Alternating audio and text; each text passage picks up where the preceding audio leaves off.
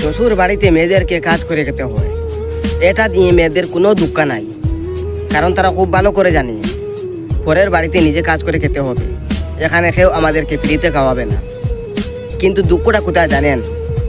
তারা সারাদিন কাজ করানোর পরেও বলবে আমাদের বাড়িতে কি এমন কাজ আছে, সারাদিন কি করো তুমি?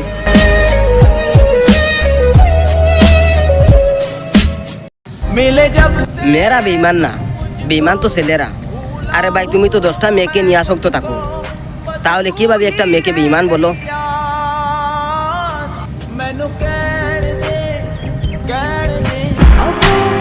জানি না কত টাকার মালিক, তার আবার নতুন প্রেমিক, সে কিনা আমার ভালোবাসাকে কিনে নিয়েছে।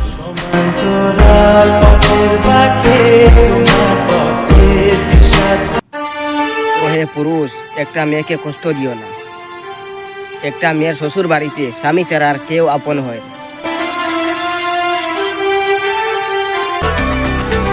সমাজ বলে পরিবারের পছন্দে বিয়ে করো, আর আমাদের কুরআন বলে তুমি যাকে পছন্দ করো তাকে বিয়ে করো। আমি তোমার কাছে রাখবো আজ মনের কথা।